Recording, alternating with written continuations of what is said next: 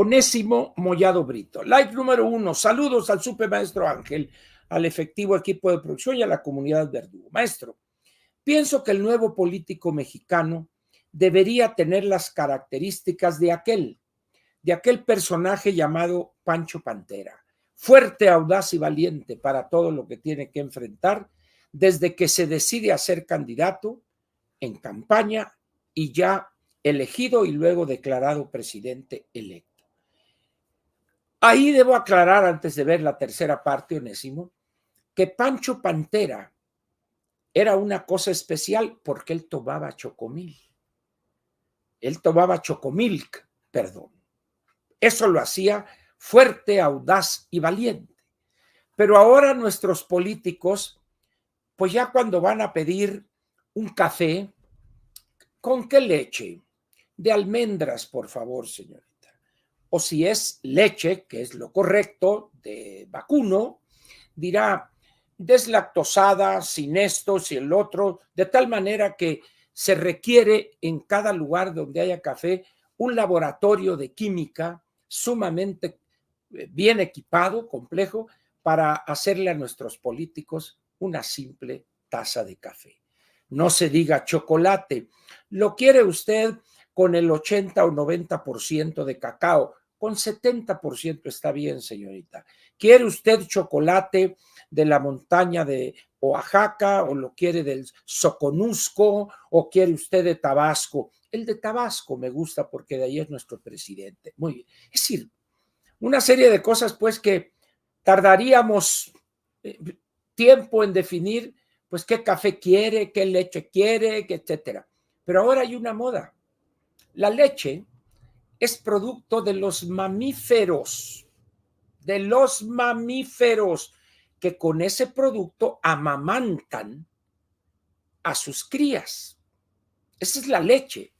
Pero ahora resulta que tenemos leche de almendras. Ah, chingado, dice. ¿Y quién ordeña las almendras? Pero son las cosas que esta nueva modalidad así medio refinada, mamila, ha ido creando. Pero no olvide usted, la leche es de los mamíferos y es el alimento que le dan a las crías.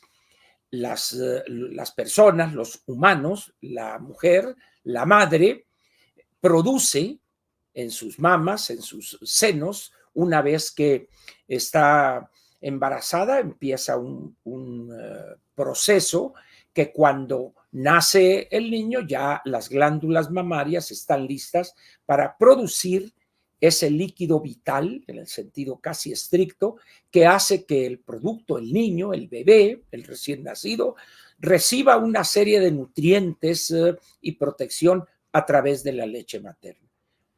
De la leche de almendras, permítanme decirles pues que no, ¿verdad? Porque yo no sé si alguien ha inventado algún método para buscarle las chichis a las almendras y estar Esa es otra cosa. Vayamos a la tercera parte. El común denominador para crear un nuevo estilo de política y el papel de ciudadanos maduro, tener la capacidad para identificar la mentira y la verdad y criticar. Un sueño guajiro. Peor que eso, Onésimo, yo te diría, quítale las semillas. Mira, el problema de la construcción de ciudadanía, que es a lo que te refieres, que ahora la gente confunde ciudadanía con conjunto de ciudadanos. No es cierto. Ciudadanía es la cualidad que se requiere para ser un verdadero ciudadano. En México lo que tenemos, y así los hemos formado desde los años 30 del siglo pasado, no tenemos ciudadanos, tenemos siervos con S, es decir, no generamos ciudadanía, generamos servidumbre. Y eso se ha magnificado al paso del tiempo hasta llegar a las condiciones actuales, donde con una dádiva, con una disquepensión, que no es pensión, con una dádiva para adultos mayores, con una beca, con lo que quieran ustedes, automáticamente se manipula a ese ciudadano, que ya desde antes se manipulaba, pero hoy esto ha llegado a niveles excelsos. De tal manera, pues, que esa cualidad que tú señalas, esa cuestión de los ciudadanos de identificar la mentira y diferenciarla de la verdad y opinar y criticar o alabar cuando las cosas se hacen bien, eso no existe hoy en México. Yo he comentado aquí, incluso me dio gusto, hace unos días estaba yo de esas cosas buscando algo y encuentro uno de estos programas donde Leo Zuckerman ahí vaquerea a varios y una señora que yo no conocía, no, la verdad todavía no sé quién es, pero ahí ya ve que le ponen nombre, una señora de apellido Heredia, una señora muy simpática, chapita, con unos lentesones más grandes que su cara, y algo dice en relación con el ciudadano y su afición por el bolero Miénteme. No es que yo haya inventado o haya escrito la letra de ese gran bolero del Chamaco Domínguez y que hizo éxito el Pirulí, pero usted recordará que yo he dicho desde hace varios años que el ciudadano y el político mantienen una relación donde a los dos beneficia a través de ese bolero que se llama Miénteme. Y dicen algunos de sus versos: miénteme más que me hace tu maldad feliz. Voy viviendo ya de tus mentiras. Ahí está la relación entre el ciudadano, que cada cierto número de años recupera otra vez esos sueños guajiros.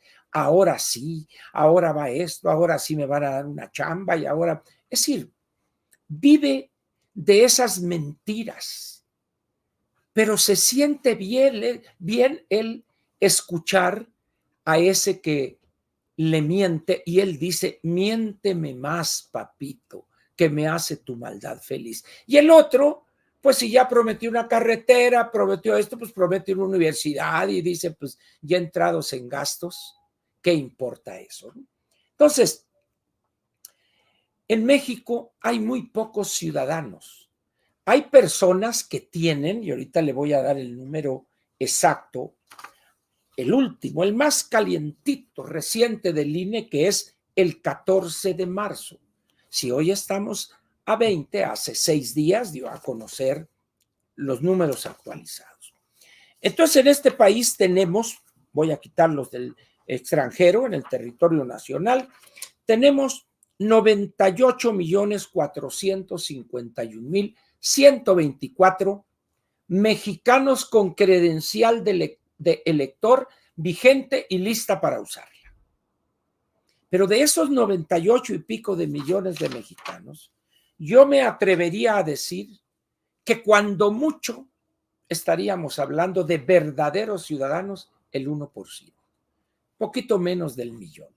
Los demás o les vale gorro, ni les interesa, son abstencionistas o simplemente pues tienen la credencial para identificarse cuando van a cobrar el cheque al banco o un depósito, lo que sea. En México, pues, la mercancía más escasa es ciudadanía. Y el grupo humano más reducido, casi que pasa inadvertido en estos 100 millones de ciudadanos, de mexicanos con credencial, es el ciudadano. En ese sentido, pues, Onésimo, no hay que hacernos ilusiones. El camino al infierno está empedrado de buenas intenciones y de ilusiones. México le faltan muchos años todavía de un trabajo de los partidos políticos sistemático y permanente para incidir en la construcción de ciudadanía y en la formación de verdaderos ciudadanos. Ahora, este problema, no vayan ustedes a pensar, tampoco tú, Onésimo, que es privativo de nuestro país. No. El descrédito de los partidos políticos, su apoltronamiento,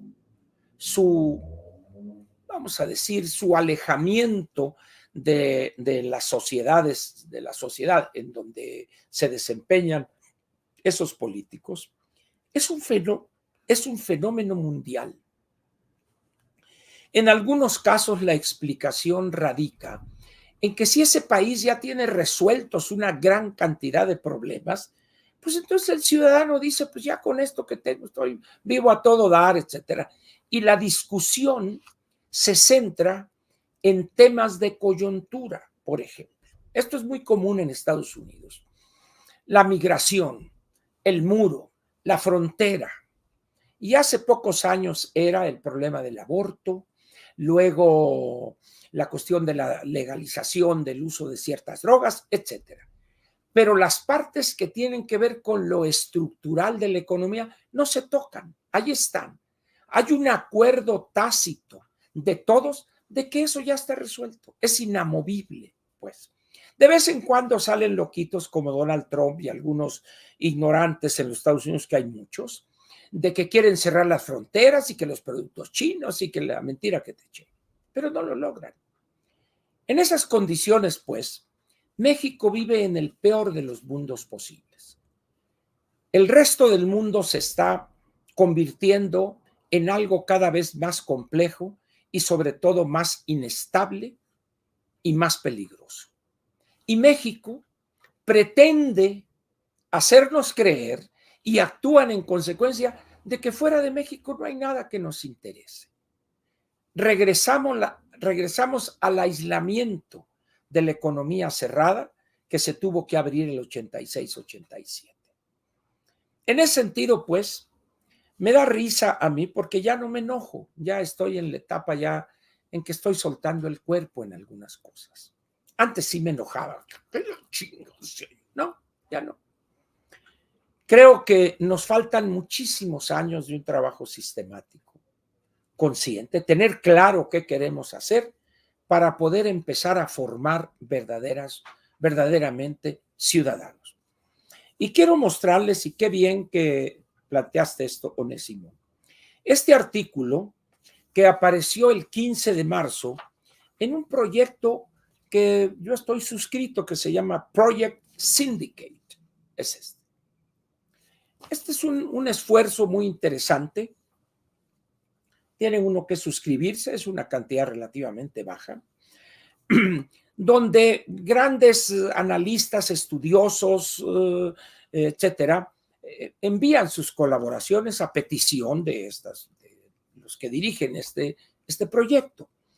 Uno de los colaboradores frecuentes de esta página o de esta cosa, no sé cómo llamarla, si esta revista digital o lo que sea, es el señor Jan Werner Müller.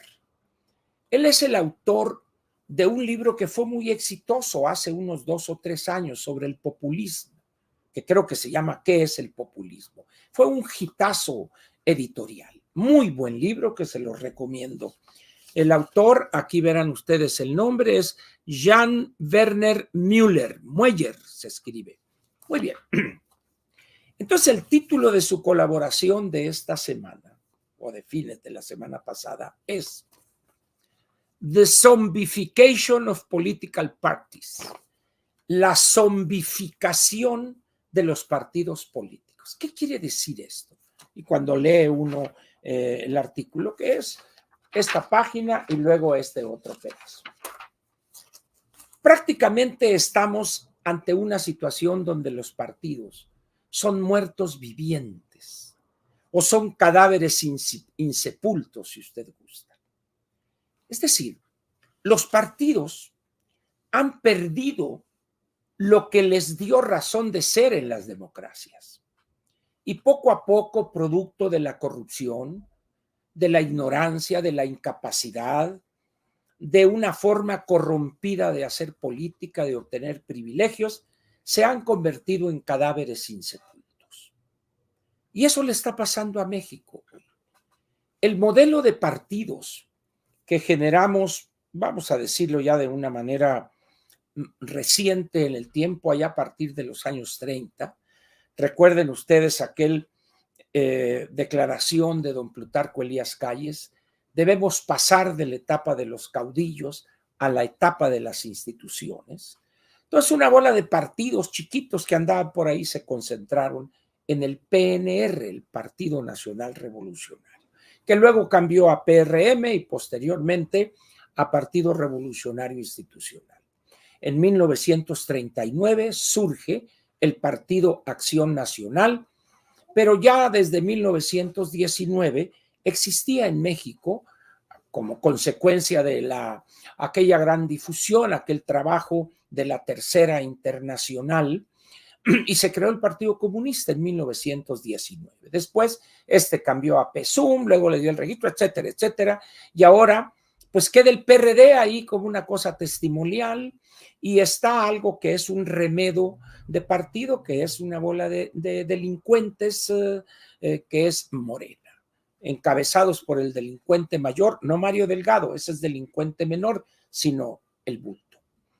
Pero en ese proceso, decía, en el mundo, los partidos políticos empezaron a corromperse, a agrietar sus estructuras.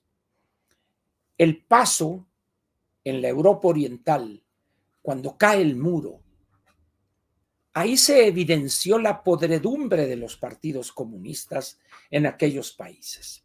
Todavía pululan, quedaron algunos restos y poco a poco han ido desapareciendo de la escena política. Pero en otros países ha sucedido más o menos lo mismo, donde ya en Cuba, ¿qué es el Partido Comunista? Pues es la banda de Alibaba, que es Raúl Castro, que le sostiene el portafolio, el señor Díaz-Canel, y una serie de sinvergüenzas, ladrones, corruptos, que viven al amparo de esa forma de saquear lo poco que hay ya en ese otrora país. Argentina, lo mismo, ya no se sabe que este es peronista, este no es peronista, y toda una serie de cosas. Chile, si se descuida el joven tatuado de Boris, si se descuida, va a terminar en más o menos lo mismo. No en la parte corrupta, este joven parece que no tiene ese problema, más bien es ingenuo, por no decir otra cosa. Nicaragua, bueno, pues tienen ustedes ahí el ejemplo del sinvergüenza del asesino de Daniel Ortega y su poetisa esposa. Y en Europa tiene usted a una serie de ejemplares, ese señor Orbán en Hungría, el señor Kaczynski, uno de los gemelos en Polonia, que se vieron en dificultades porque perdieron la reciente elección, la señora Meloni en Italia, y así van a encontrar ustedes cosas. Y ahora, pues la autocracia está reinando sobre las estructuras de partido. Vladimir Putin, en el caso de la gerontocracia china, el caso del Partido Comunista de Vietnam, por ejemplo, que abren lo económico, pero es una dictadura férrea en la parte política. Pero con esto, ¿qué te quiero decir, Onésimo?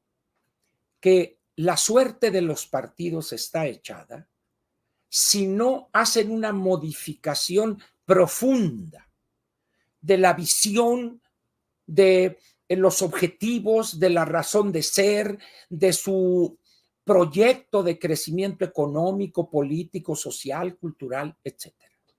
México va caminando a una velocidad increíble hacia un sistema de partidos zombificado, muertos vivientes. Ya ves que se pusieron de moda las películas de zombies y salían unos ahí con ropas todas desgarradas. Así andan los partidos hoy en México. Y de repente surge una candidatura, como es el caso de la ingeniera, y pues ya la diferencia interna ya la hace pública la ingeniera. Pues yo les pediría a los partidos que se mochen porque pues no tenemos dinero y para las actividades. Es decir, ya cuando en una campaña por la presidencia de la República se hace pública esa diferencia, las cosas andan mal.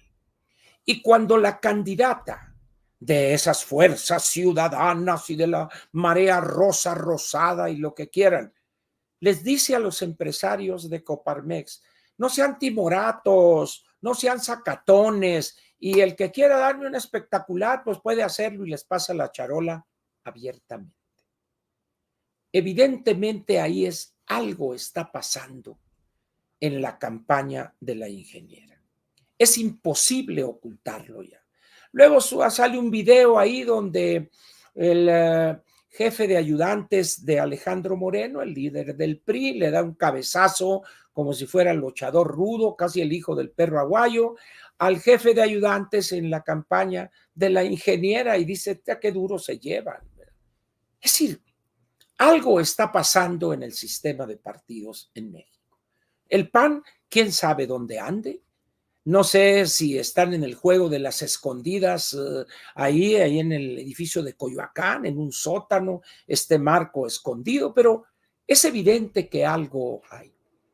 Alguien dirá, bueno, ¿y qué piensa usted de los que siguen haciendo historia? Sí, y van a seguir haciendo historia por muchos años, al margen de si gana la anticientífica o no, porque lo sinvergüenza no se quita como consecuencia de un resultado electoral.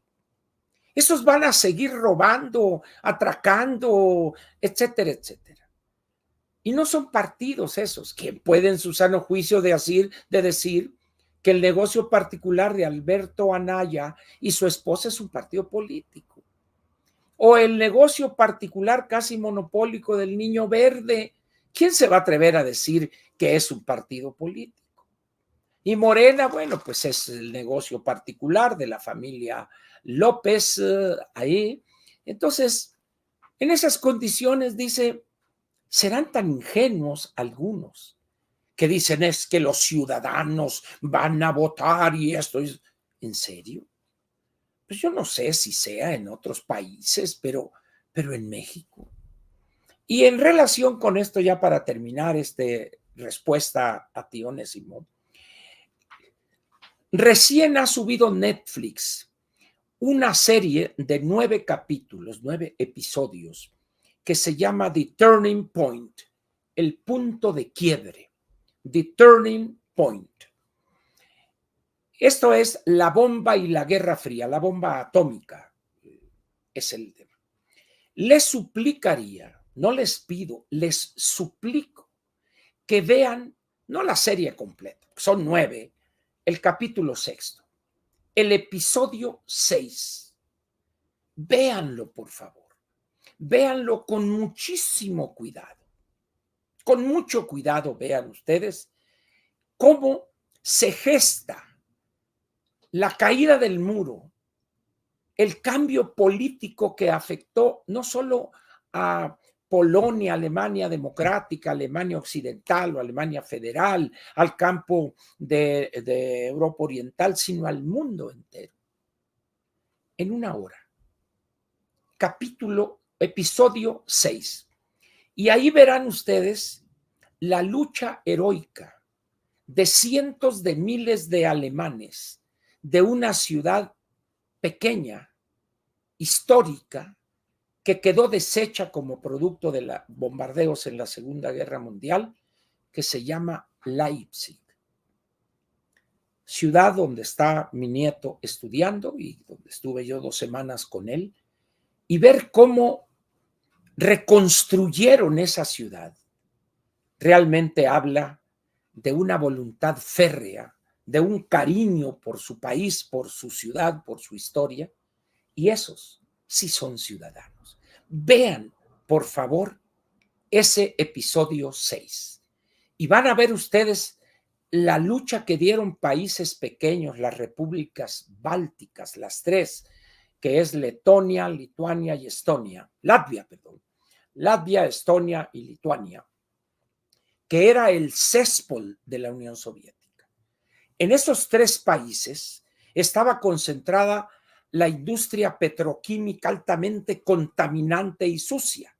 Ahí la tenían los soviéticos. Vean ustedes lo que ha hecho con economías de mercado esos 3 países.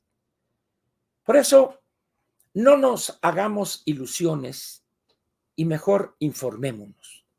Y se puede empezar viendo el episodio 6 de esta nueva serie de Netflix que se llama The Turning Point, el punto de quiebre. A partir de este momento, más el agregado que ya le pedimos a la temible Chiquis, comienza la parte editorial de Platica con Ángel, correspondiente al miércoles 20 de marzo del año 2024. Muy bien. El título del editorial de hoy se llama a soñar con las encuestas. ¿Por qué a soñar con las encuestas? Miren, producto del desconocimiento que tenemos de tres temas, o de tres áreas del conocimiento matemático. Uno es probabilidad y otro es estadística, que normalmente se mencionan juntos, probabilidad y estadística, y hay otra cuestión que se llama teoría del muestreo. El desconocimiento en la sociedad mexicana de esos temas, que son temas matemáticos no fáciles de entender. O sea, se requiere ciertos elementos matemáticos básicos para entender qué es la teoría de la probabilidad, qué son las estadísticas y qué es el muestreo. El país que ha llevado los estudios de opinión o los estudios de mercado, si gusta usted, o las encuestas político-electorales, es Estados Unidos. Estados Unidos es el país que ha llevado el capitalismo a su grado más alto de desarrollo. Y en esa economía era lógico que hubiera una necesidad de conocer lo que pensaba el consumidor de cierto producto o de cierto servicio antes de producirlo. Y entonces ahí es donde algunas personas, conocedoras de esos tres temas que mencioné, o de esas tres áreas de la matemática, desarrollan metodologías y empiezan a realizarse los primeros estudios de mercado relacionados con las preferencias. Usted lo ha visto, va al supermercado y ahí alguien le está ofreciendo no una degustación, mire este queso que acá, que manchego, que está hecho de esto, de acá y todo, y uno, muy bueno, le parece bien, este es el producto, lo puede encontrar. Si la persona que está ahí le preguntan después, a ver, ¿cómo fue? No, pues nadie quiso esto, nadie quiso el queso, no compraron. Luego también se hacen preguntas específicas. ¿Qué le parece a usted este producto? ¿Está bien presentado? ¿Sabe bien? Etcétera, etcétera. De tal manera que el empresario o la empresa tiene elementos previos a la fabricación de ese producto para continuar en ese camino y ofrecerlo al mercado y a los consumidores. Pero luego se pasa de lo que sería propiamente económico, se pasa a lo político. Y ahí las cosas empezaron a cambiar radicalmente. Porque los instrumentos probabilísticos, estadísticos y de muestreo se utilizaron para tratar de determinar cuál era la situación en un momento definido en el tiempo de la idea que tenían los electores en relación con un candidato o con un partido. Entonces, el primer punto fino que hay que entender de las encuestas es que no son instrumentos dinámicos, son instrumentos estáticos. Es un punto en el tiempo. Y lo que hoy le dice una encuesta, probablemente dentro de una semana le diga exactamente lo contrario, ante el surgimiento de alguna eventualidad, etcétera, etcétera. Pero luego tenemos el problema, que es el siguiente. En el caso de un producto de consumo masivo, como puede ser una mermelada, un embutido, alguna fruta, X cosa, ¿verdad? El universo a tratar de representar a veces puede ser pequeño en algún estado, en alguna región o en alguna ciudad incluso. Pero en el caso electoral es todo el país. Y países grandes como los Estados Unidos, estamos hablando de centenas de millones de habitantes y quizá también centenas de millones de ciudadanos, de electores. Entonces, eso lleva a las personas que se dedican, originalmente creo que fue la empresa Gallup,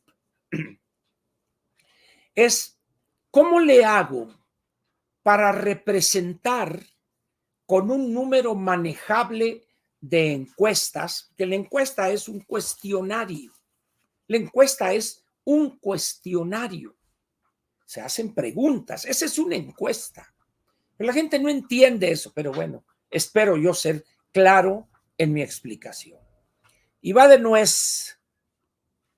Gracias, Rosy.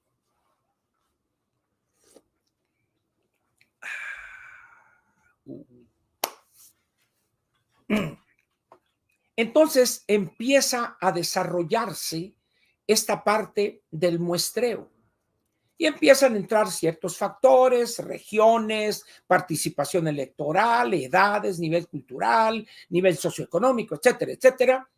Y se dice, bueno, una muestra robusta de la sociedad norteamericana en el año 20, 30 o cuando guste usted o ahorita, basta y sobra con 3,500 o 2,500 cuestionarios. Punto. Hay personas que tienen mucha experiencia y ya tienen una gran habilidad para elaborar una muestra robusta con el menor número de ciudadanos. Hay otros que son muy brutos o recién llegados al negocio y necesitan 50 millones de lectores para determinar, para conformar una muestra robusta. Una muestra robusta o una muestra en materia electoral va de cero, que la muestra es el que está haciendo y dice yo veo y punto, y estos son los personajes. O el extremo opuesto, el 100% de los electores. En ese rango, ahí está la habilidad, la experiencia, el dominio de la parte del muestreo, de la estadística, de una casa encuestadora. Entonces hay metodologías ya muy desarrolladas, ¿ya?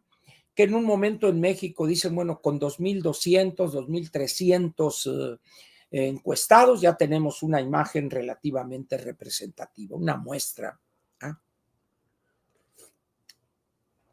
En esas condiciones, pues, algunas personas empezaron a dedicarse profesionalmente en México a elaborar encuestas, cuestionarios y aplicar encuestas.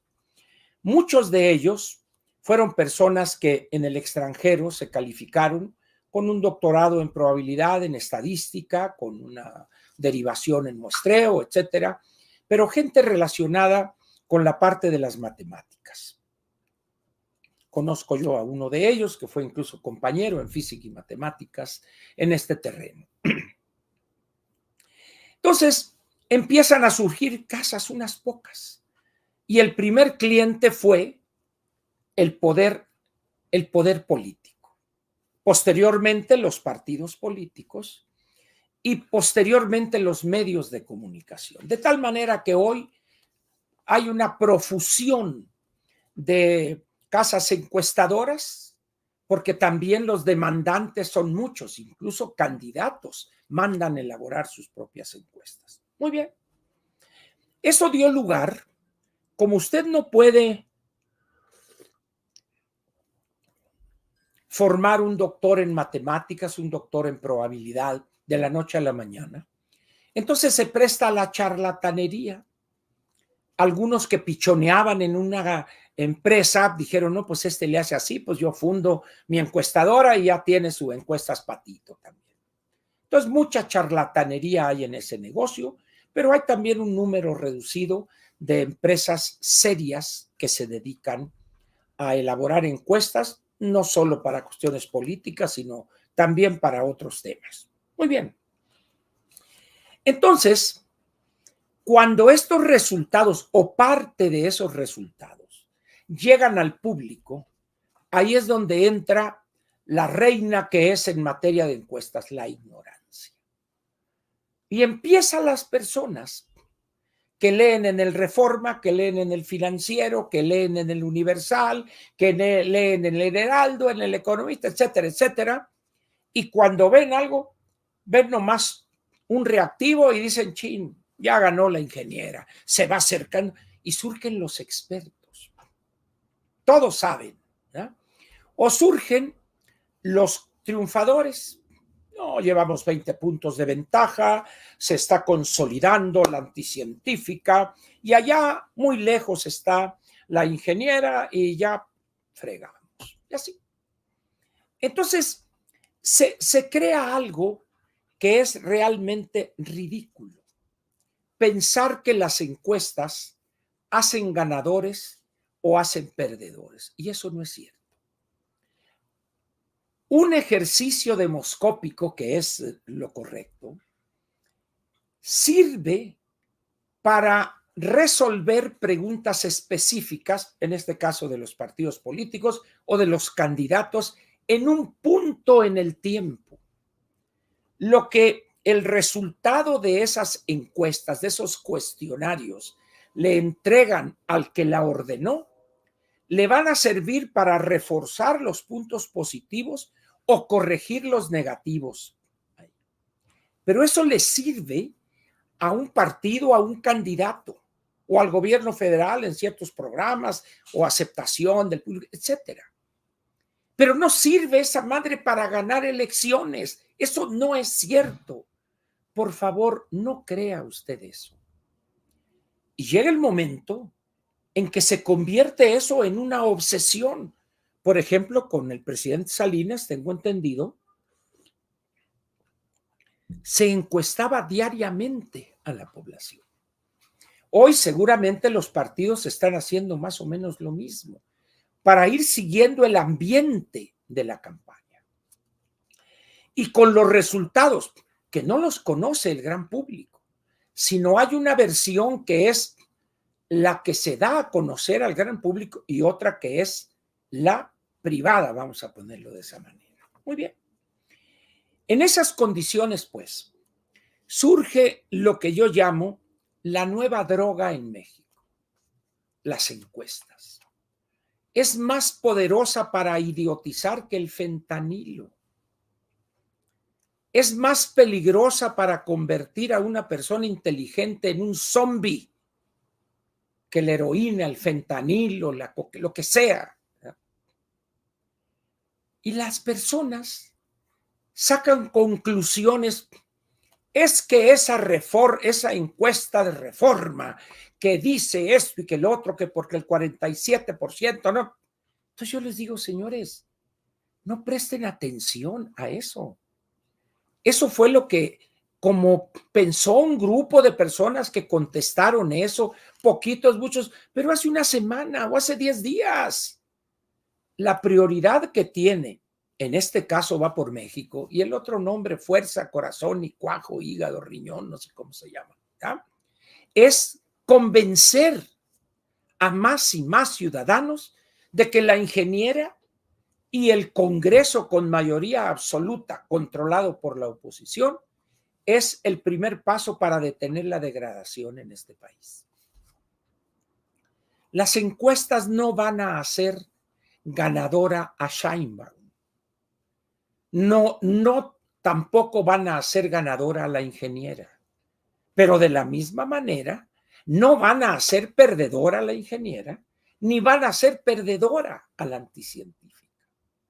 Lo que va a hacer que pierda la una o la otra es si el voto del ciudadano, lo uso como referencia, que acudió a la urna le entrega su voto a la una o a la otra.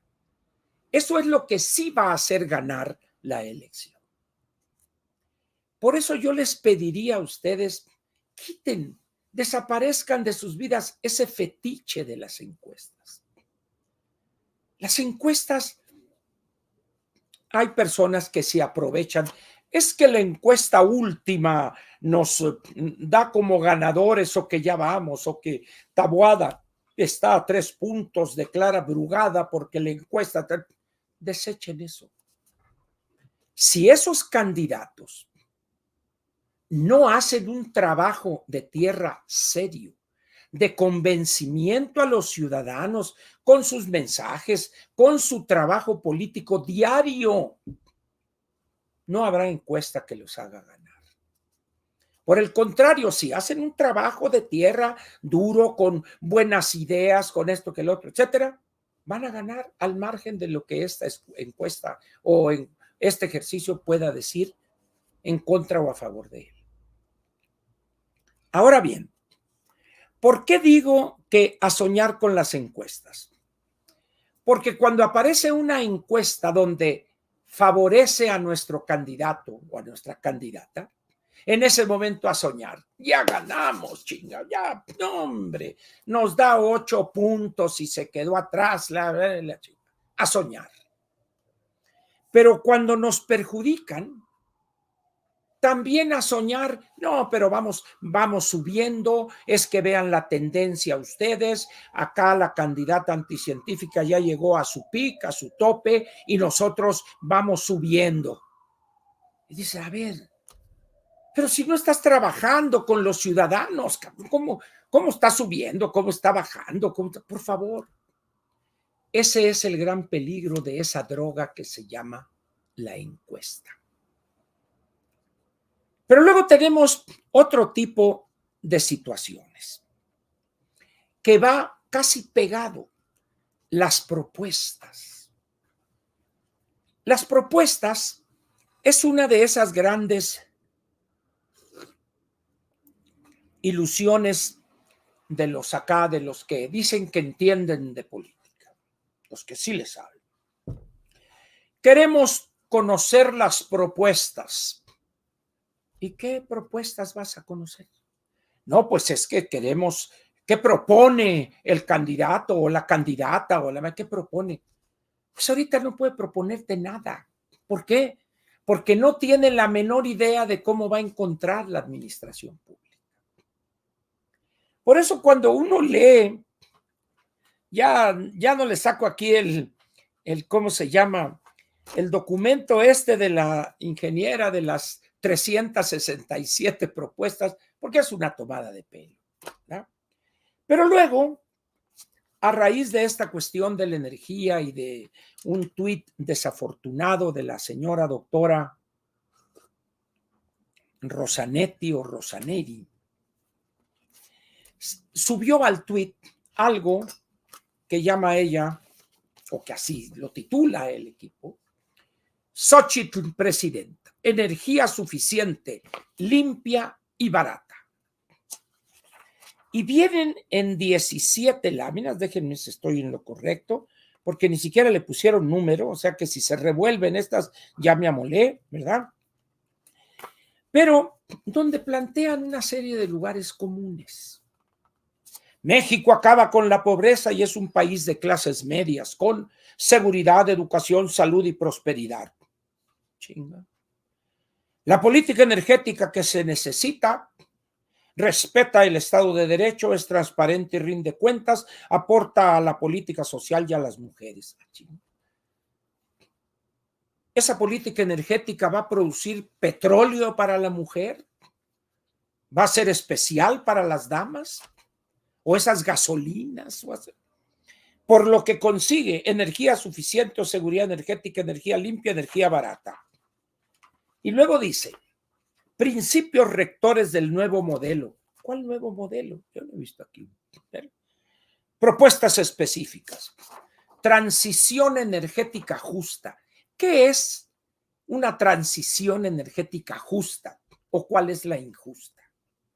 Simplificación, competencia, equidad e inclusión. Industria de hidrocarburos rentable y sustentable. Sueño guajiro en México. Electricidad limpia, inteligente y accesible. ¿Cómo se produce o se genera una electricidad inteligente? O la electricidad que genera Comisión Federal de Electricidad, tomando en cuenta la ignorancia de su director general, ¿es electricidad pendeja? Empresas productivas del Estado que sí sean productivas para el Estado. Dice uno, bueno, ¿quién escribe esto? Yo no creo que esta señora Barrios, que es, acá lo no me cuentes más, haya escrito estas tonterías y estas generalidades. En esas condiciones, pues, ¿qué tenemos? Algo que los equipos de las candidatas han concluido ¿qué debe hacerse? Hay que presentar propuestas. Y ya les dije, propuestas es algo que responde al qué, al cómo y al con qué. Punto. A estas alturas, nadie puede decir que elabora propuestas. Por ejemplo, en el caso de energía, CFE y Pemex, ¿tendrán idea de cuál es la situación real de Petróleos Mexicanos en cuanto a sus pasivos de corto plazo, sus pasivos financieros, su pasivo laboral, sus pasivos con proveedores? No. El exceso en su plantilla laboral, lo absurdo de su contrato colectivo de trabajo que está guardado bajo 7 llaves, o el régimen de jubilaciones y pensión. Entonces, ¿qué propuesta van a elaborar? Ninguna. Pero si oye bien, hay que producir electricidad inteligente. ¿Y qué tal si nomás podemos producir electricidad tonta? ¿Qué vamos a hacer con ella? ¿Se las vamos a regalar a los tontos? ¿Quién va a determinar qué es una electricidad inteligente? ¿Son los reprobados, los que no alcanzan el 6 de panzazo? Muy bien. Pero luego vienen otras cuestiones relacionadas con las propuestas. Muy bien. De repente, a alguien dice, oye, necesitamos una reforma fiscal progresiva. Cuando le preguntan ustedes a una persona en la calle o a alguien, a ver, ¿qué entiende usted por reforma fiscal progresiva? Pues quién sabe. ¿Por qué ese afán de escribir nada más para los iniciados? Pero luego se dan el lujo de decir 12 propuestas para proteger los derechos humanos, reducir las desigualdades y lograr un desarrollo sostenible. Todo eso lo hace una reforma fiscal progresiva. Y dice uno, bueno, ¿quiénes son estos? Unos señores de algo que se llama Alianza por la Justicia Fiscal. Y cuando uno revisa sus 12 propuestas, no puede uno menos que ponerse a reír. En ese sentido, pues, dice uno, ¿qué vamos a hacer con esto? Pues nada. Aquí están las 12 propuestas. Modificar los tramos y las tasas del impuesto sobre la renta federal. Limitar los beneficios fiscales para las personas de ingresos más altos. Ahorita hay una cantidad de formas para no llegar a los ingresos más altos. Y así están las demás. Ahora, propuestas. Miren, hace años, cuando México era una economía cerrada, tenía uno que fregarse porque no podía agarrar de repente y vámonos a otro país. Ahora ya no. El otro día leí un artículo muy interesante sobre el éxito de la República Dominicana en cuanto a vender lo que llaman lugares de playa, casas de playa. Es un boom en Dominicana, Punta Cana, etcétera. ¿Y cómo lo hicieron? Seguridad jurídica, respeto al inversionista, control de los grupos criminales para que ahí no se metieran, etcétera. Es decir, ahorita usted se harta de México y dice, vámonos, monetiza sus cosas, va y junta, por decir algo, $5 millones. Los agarra y hace un recorrido, quizá llega a Costa Rica, ve que hay un ambiente razonable, o va usted a Chile y dice, bueno, no obstante las locuras del joven tatuado, esto todavía tiene posibilidades, o se va, invierte en Canadá, etcétera. Usted tiene una gran cantidad de opciones para llevarse su dinero a lugares, a países, donde las cuestiones fiscales son mucho más modernas que las nuestras. Porque una reforma, un sistema tributario debe tener una característica muy interesante, o dos. Primero, que no le quite tanto al contribuyente para que sea onerosísimo y busque él cómo evadir, o que tampoco sea tan poquito lo que capta que no le permita desarrollar sus funciones adecuadamente. Hay incluso, no recuerdo ahorita el nombre de este economista que obtuvo el premio Nobel o equivalente de economía junto con otro economista, donde sus estudios a lo largo de toda una vida de trabajo profesional en materia económica fue determinar cuál era, cómo se calculaba la tasa óptima para que fuera ese sistema tributario ni tan, ni muy. Y de repente salen estos jóvenes, con todo respeto, que descubrieron el hilo negro. Bueno, dice uno, está bien. Y luego dicen la reforma fiscal que necesitamos. Y el primer subtítulo es: al gravar a los ricos, impuestos más progresivos sobre la renta y la propiedad. ¿Por qué dicen al gravar más a los ricos? ¿Por qué razón? ¿Por qué ese odio casi enfermizo y visceral a los ricos? Luego la desigualdad. Señores, el problema es la pobreza más que la desigualdad. Y luego tienen aquí unas propuestas que dan risa, la verdad. En esas condiciones, dice uno, no hay seriedad en esto. Y así todo el mundo saca sus propuestas, y ni siquiera tiene claro cuáles son las cifras o los números, vamos a decir, del sistema tributario mexicano. Entonces dice uno, bueno, pero es otra magia las propuestas. No. Pero luego tenemos cosas como esta en la campaña. Yo decía hace un rato que hay problemas en el seno de la alianza esta de fuerza, corazón y cuajo.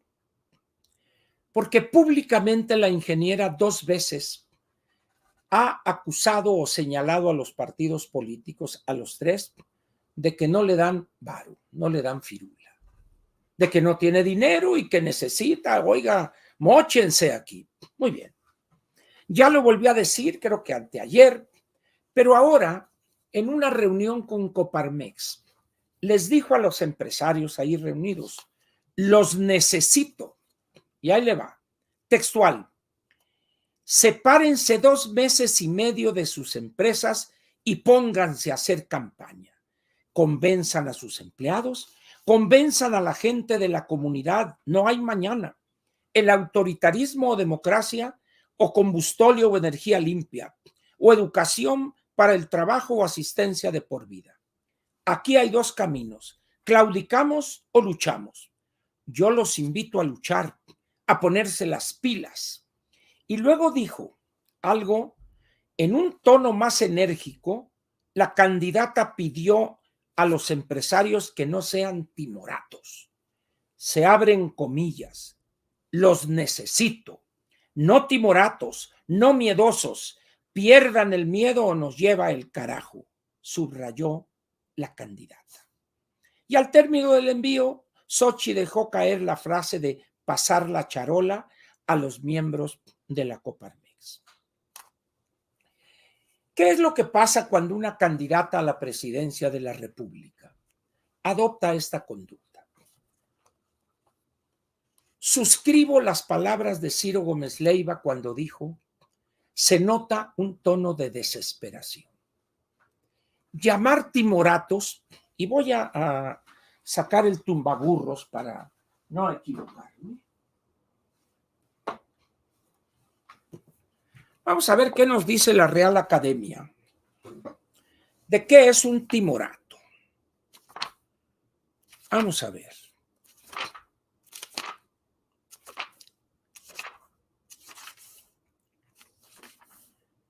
Vamos a ver, aquí está, testes, T-E-M-N. Vamos a ver. Tina, timo, timonero, timorato. Ahí va. Leo así: timorato, tímido, indeciso, encogido.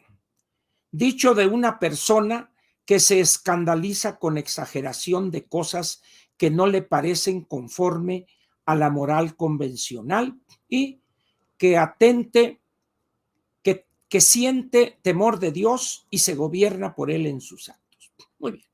¿Qué acepción quiere usted? La que guste. Pero en términos generales, una persona timorata es un sacatón, un miedoso. Muy bien.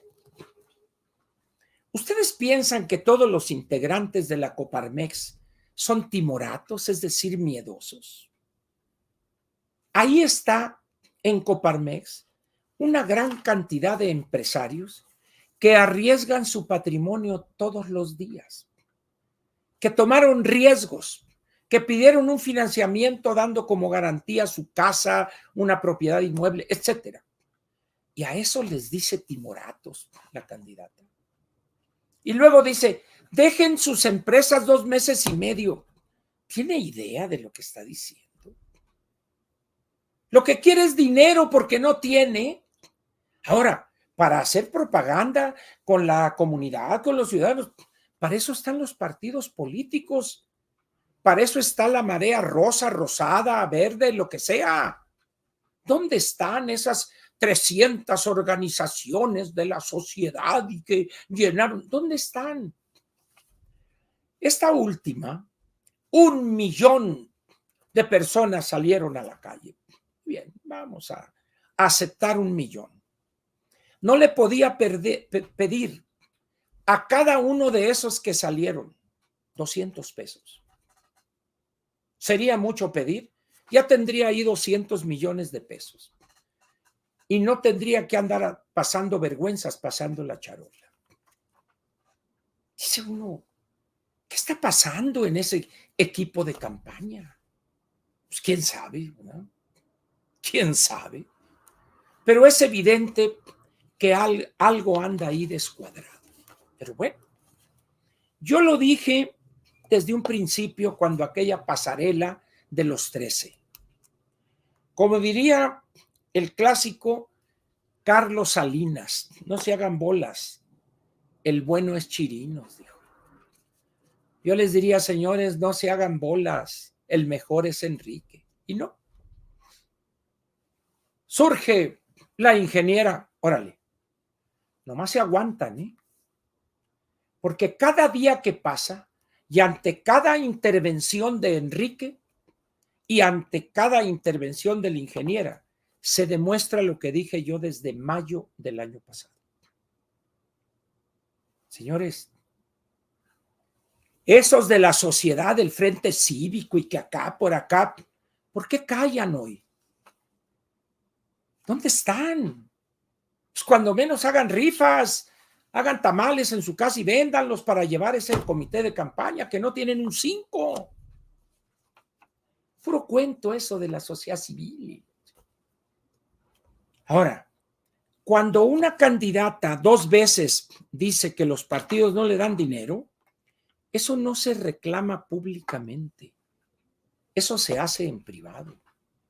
Cuando se les dice timoratos a los empresarios, no se dice públicamente. Se les convoca, se les invita a una reunión cerrada de 4 o 5, los directivos de Coparmex o de algún otro organismo, y ahí se les dice, no tengo dinero, señores. Porque luego dijo en un caso, pues ahí les pido, hombre, patrocínenme un espectacular. ¿Qué es eso de una candidata en el país 15 del mundo por el tamaño de su economía? Dice uno, qué bárbaro, eso dejémoslo para el amo de la Carta Blanca, Lord Carta Blanca, el borrachales este de Maynes, que ahí anda el pobre, a ver quién le echa un lazo. Pero la candidata de 3 partidos, 2 de ellos históricos en este país, el PRI y el PAN. Y dice uno, algo está podrido y no en Dinamarca. Sin embargo, como dice aquel, es lo que hay. Y un último tema, déjenme ver si ya ubiqué todos. Vamos a ver. Bueno, tengo aquí un tema Texas y los migrantes. El gobernador Greg Abbott ha lanzado una campaña ya desde hace bastante tiempo en contra de los migrantes y lo laxa que es, dice él, la política de Biden en torno a los migrantes. Que hay que cerrar la frontera y que el muro y que la mentira que te eché. Muy bien. Sin embargo, allá como aquí, la ley es la ley. Hay temas que los gobiernos estatales en Estados Unidos no pueden tomar decisiones en torno a ellos porque es materia federal, igual que en México. Sin embargo, hay un pleito ahí de parte nuestra. En un discurso en el State of the Union, lo que llamaríamos el informe del presidente Biden ante el Congreso y ante la opinión pública, mencionó a los que entran a los Estados Unidos sin cumplir con los requisitos que la ley vigente establece, los calificó como ilegales.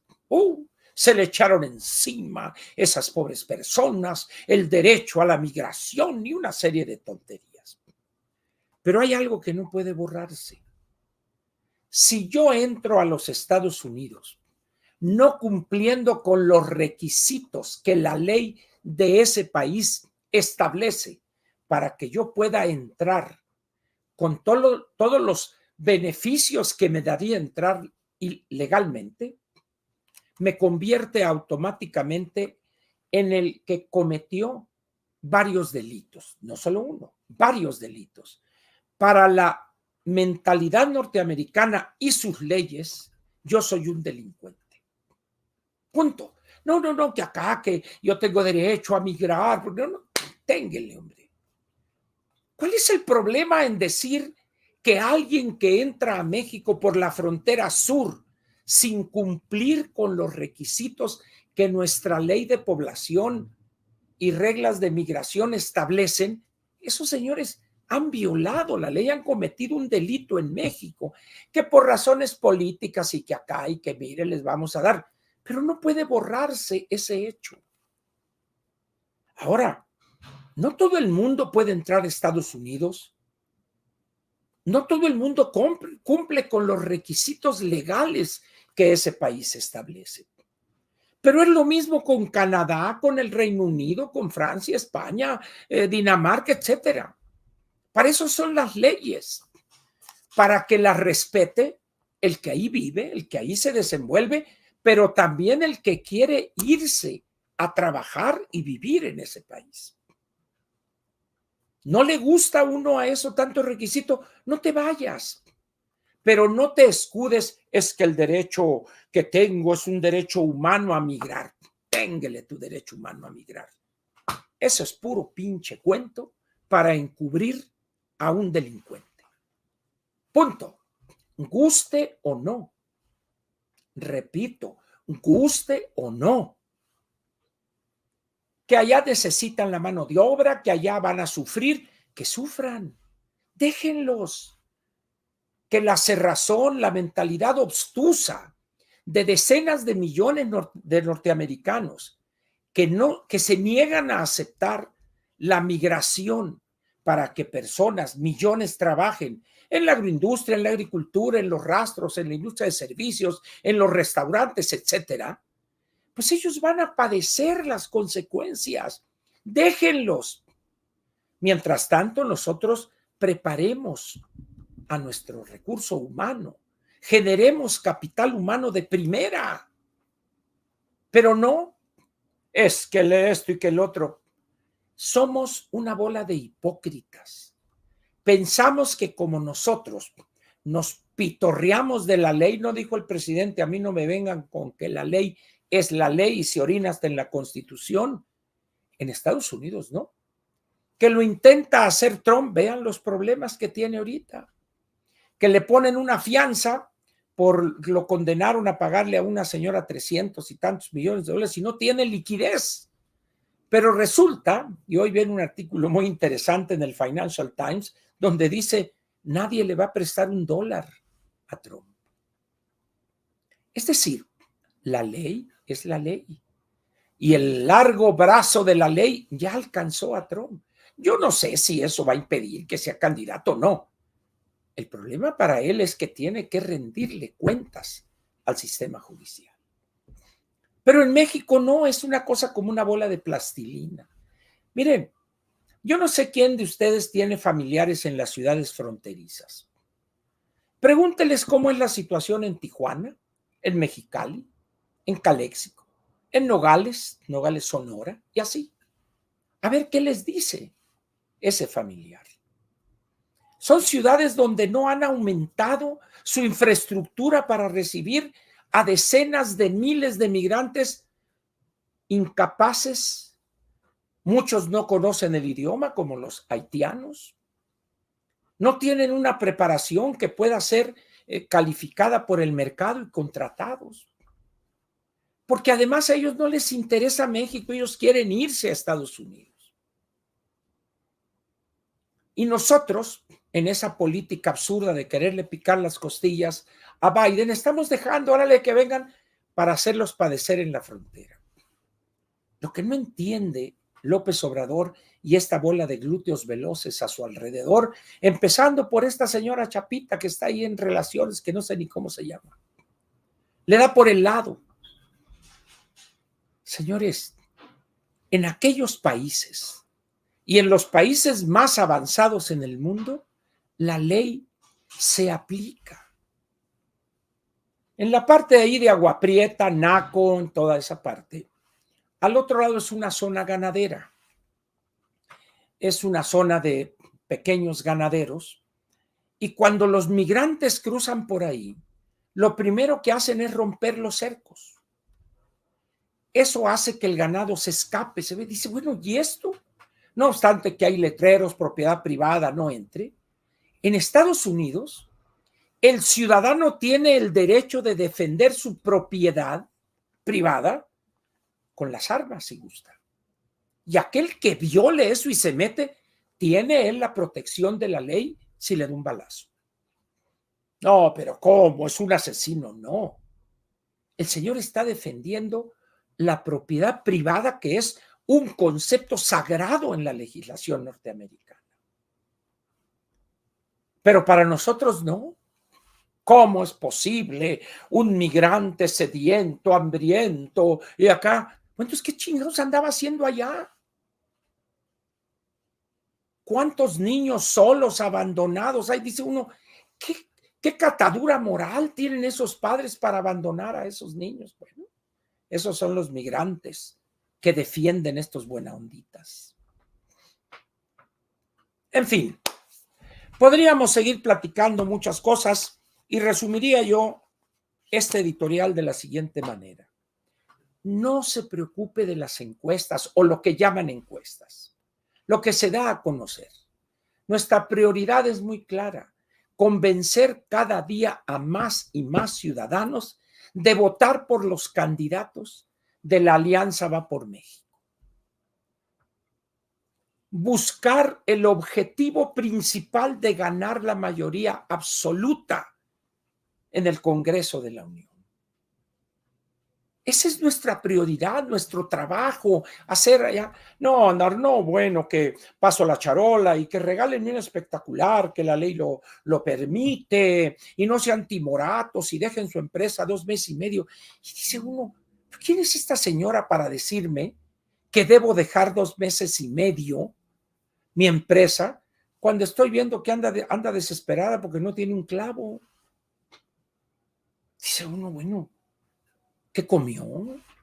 Quítele las semillas, ingeniera, por favor. Serenidad y paciencia, diría Calimán. Pero ese es el espectáculo que estamos viendo hoy y que todavía nos quedan 2 meses y medio. Hoy es 20, quedan de marzo 11 días. 11 días más 30 de abril son 41 más 29, 70 días nos quedan. Porque terminará la campaña el día 29 de mayo y 3 días de reflexión, dicen. Pues quedan 70 días, así es que va a ser abrumador y que las encuestas y que ya el Reforma y que no, es que es mejor la del Universal, esa es más exacta que el número de los que respondieron y que el margen de error y por allá que más y cólero, que México elige y que esto. Señores, por favor, una encuesta es una fotografía de un punto en el tiempo, no es un instrumento dinámico. Y luego hay por allá empresas, un promedio de encuestas, eso no existe. Es una tomada de pelo. Entonces, bueno, por más que intenta uno, pues, decirles, pero bueno, si usted cree en lo que se llama equívocamente las encuestas, puede seguirlo haciendo. ¿Quién soy yo, un pobre campesino sin tierras, pero con perro que me ladre? ¿Qué puedo hacer? Desearle a usted buena suerte. Aquí termina el editorial de Platica con Ángel correspondiente al miércoles 20 de marzo del año 2024 y disfruté de 2 excelentes tazas de café que Rosy Hernández tuvo a bien enviarme hoy, una cosa para mi señora también. Muchas gracias, Rosy. Seguiré disfrutando este rico café.